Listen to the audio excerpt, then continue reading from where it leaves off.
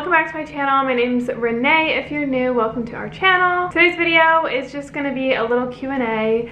I know probably a lot of you guys are like, wait, what? When did you ask Q&A? Well, I asked the questions on my community post on YouTube to make sure that you have those like on notification. I know some people don't see them on their feed, but I don't have an Instagram anymore, so that's how I kind of communicate with you guys. The people who saw it got dibs, but I'll let you guys know in advance too next time I do a Q&A so that you guys are familiar with it if you can't figure out how to get it on your feed. I've been struggling with that. How am I supposed to communicate with you guys for stuff like this? But a lot of you guys replied, so I wrote down kind of like the top questions and questions that I feel like answering for you guys. First question is, do I still want another job? So initially when I had made plans to move to New York, I wanted to get like a full-time job.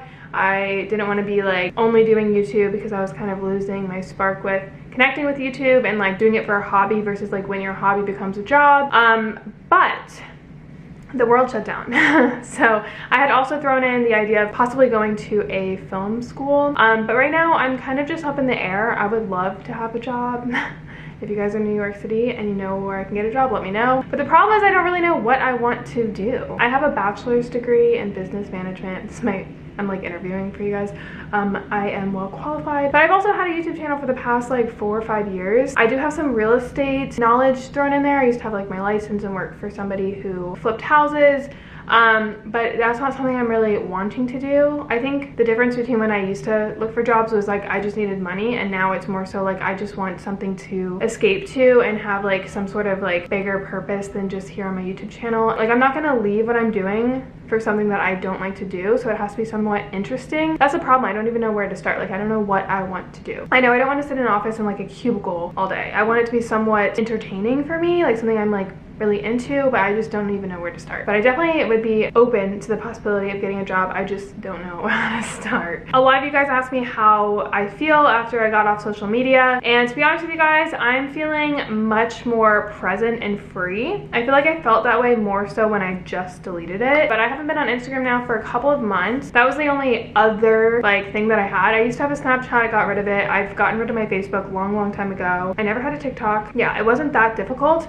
The only problem that I'm having is like how I'm communicating with you guys. Like I like doing like Q&As, I like doing polls, and like I can't really do that with YouTube. It's more so just comments. So like for things like this, I think like, should I get back on Instagram? I kind of like have that urge to always do it, and then I think about like all the pressure and the way it was when I left, and I'm like, yeah, I don't want to do that. And I also have like business opportunities that I miss out on. Like I didn't do a huge brand deal one time because I told them I'm like, I don't do Instagram anymore, and they were like, unfortunately we want to do a multi-platform, blah blah blah. And I'm like, ooh, I could so easily just go on and just post one thing and I would have gotten like a really good deal.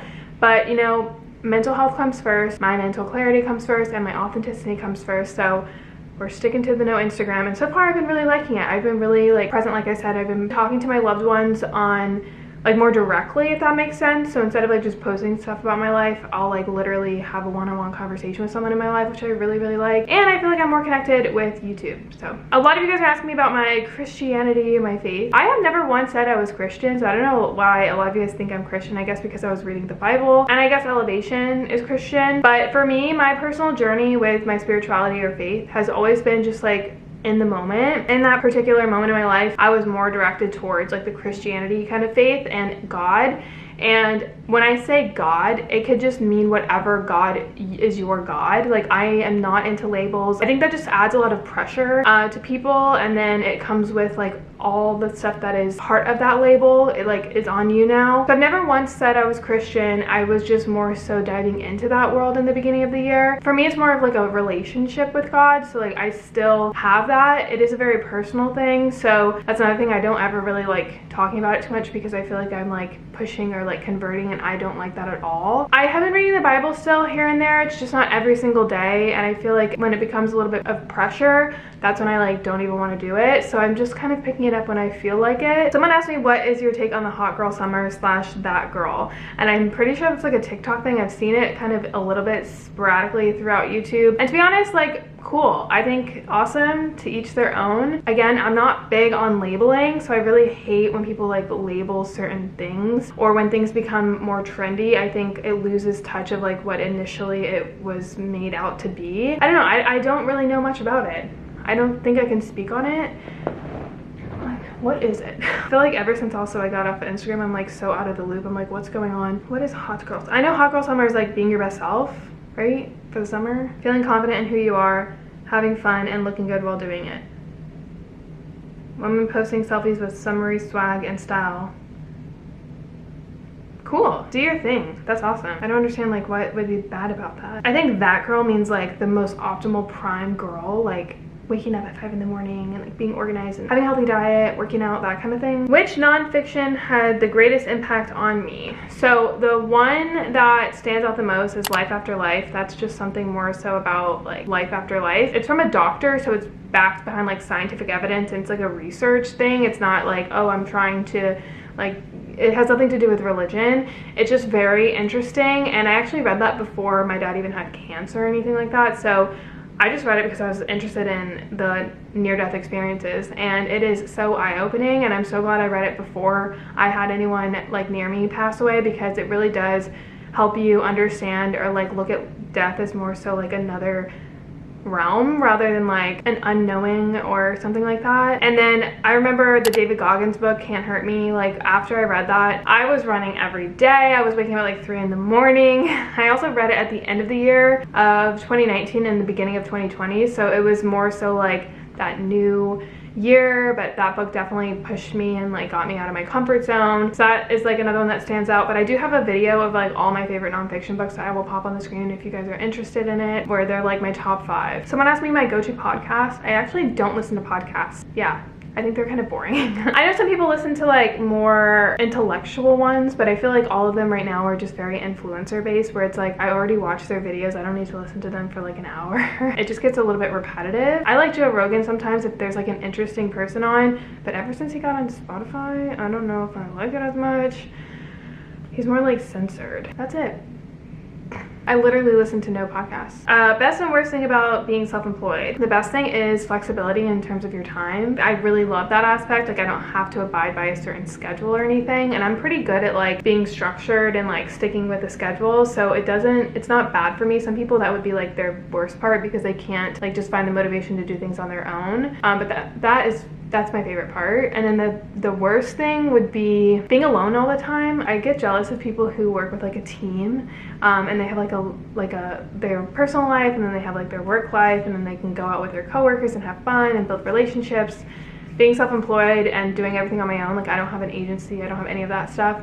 I literally work for myself. Like no one else is involved, so it's just me, and it's kind of lonely sometimes. COVID, where I live. Oh yeah, okay, so a lot of you guys were asking me about like my situation here. It's definitely opened up a lot more so than the beginning of the year, and it's getting better. Like I don't have to really wear my mask even many places anymore. I don't really go to events though, so I know I went to Bryant Park and there was like an orchestra and there was a line like to prove they're vaccinated or something like that. But other than that, I haven't seen anything. Like when you go into restaurants, even like Uber drivers here, you have to wear your mask. Like it says on the app, it says on the thing, but I've had certain Uber drivers tell me like you don't need to wear your mask. So it's definitely opening up. It's slowly but surely doing it. Yeah, everyone's just more lenient here, and I think because of the vaccines, it's like slowly but surely going away, which is nice, you know, like it feels like somewhat normal. How are you feeling? I love this question. People are like, oh, ask me anything, and they're like, how are you? How are you really? Comment down below how you guys are. I want to know how you guys are doing. I am doing okay. I feel like I'm getting a little bit claustrophobic here. Like I'm craving home, but I have 3 trips already planned to go back home, so I already am like in the mindset of wanting to go back home. But right now I'm just really craving Florida, so I'm kind of like itching to go home. The vibe here is a lot sometimes, especially like the people here.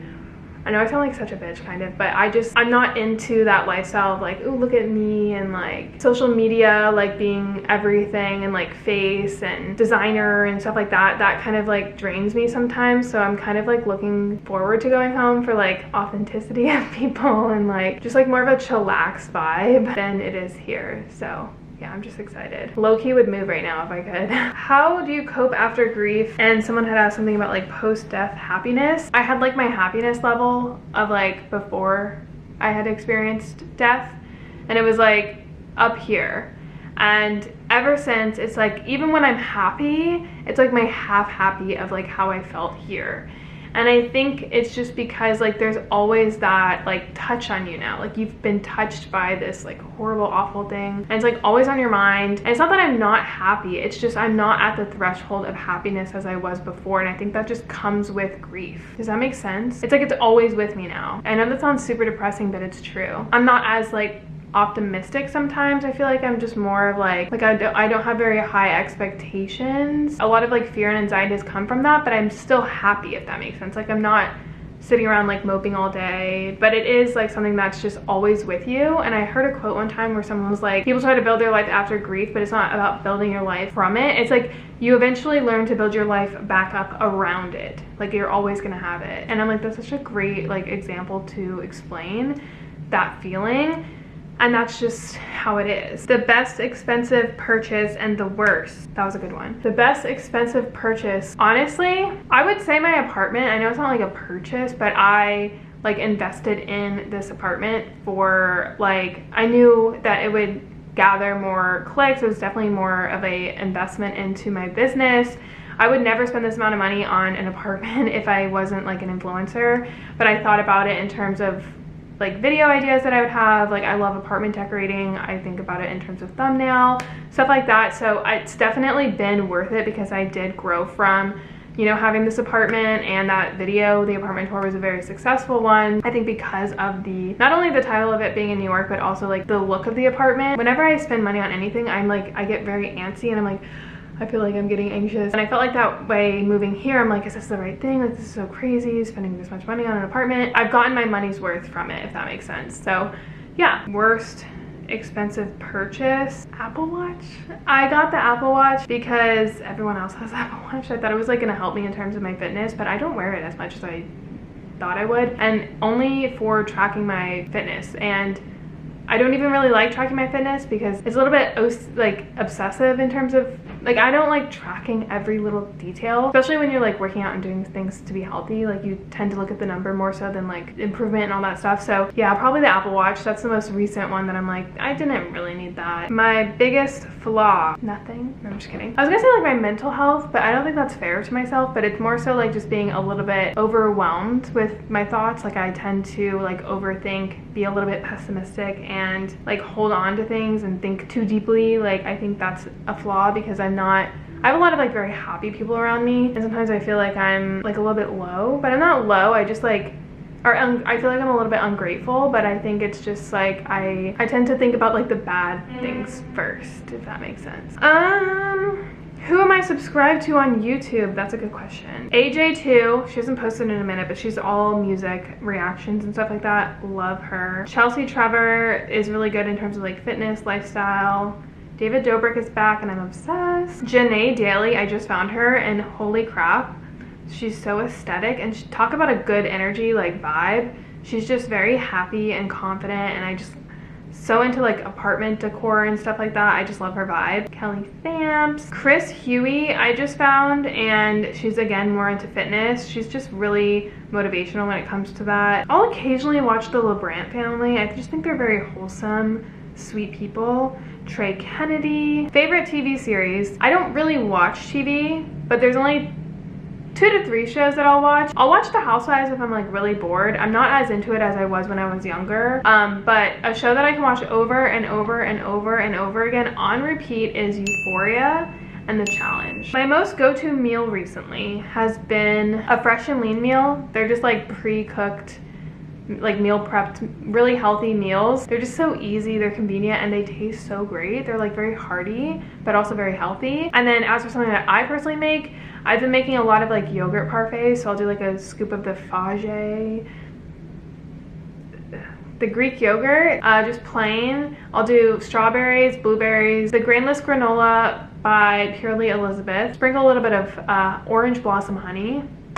So good. The top question is like, how do I find friends in New York, like in a new city? Good freaking question. You let me know. I think it's really hard because, especially for me, like I just think get involved, but that's really hard for me to say because like, when am I gonna get involved? I mean, I guess I could get involved. I'm just making excuses at this point. But again, I work for myself, so I think like anytime you work with like your coworkers, go out with your coworkers.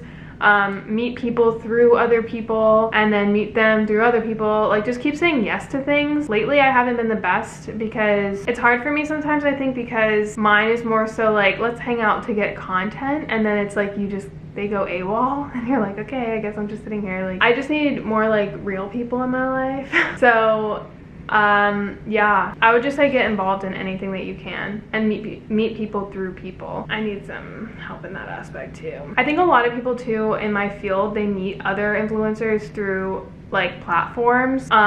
So they'll meet them through like Instagram, which I don't have now, and like DMs and that kind of stuff. And then once you meet them, again, it's like they just, okay, bye. Yeah, it's really hard in this industry to meet like real people. I always say to my influencer friends too, I'm like, you need people in your life that are not influencers, like just normal, like humble people that can ground you, and like those friendships are 100 times better. I'm sorry to all my influencer friends, they know I love them, but you get a different vibe from people who are not in that industry. And I like meeting all different types of people. Like, I don't want to just hang out with a certain group of people. I want to like meet people from different walks of life and stuff like that. So it's very hard. I know there's like apps now. I've done it when I was like younger. I think I did like Bumble BFF one time, and some girl ended up like clogging my toilet. Like, it was like a weird story. And another girl was like getting married and then invited me to her wedding. Like, I had met her once or twice, and then she wanted me to be like her, like, it was an out of the country wedding, and she wanted to like fly me out. Like, it was just a little bit bizarre, so be careful with those kind of things. But it is difficult, you know, but that's like the best I got for you. So yeah, that was my little Q&A. I'll let you guys know next time I have one. That way you guys can be like more aware of when I'm posting. But if you guys have any questions that you want me to answer, I can definitely respond in the comment section. So yeah, love you guys. Thanks for listening. She's calling me.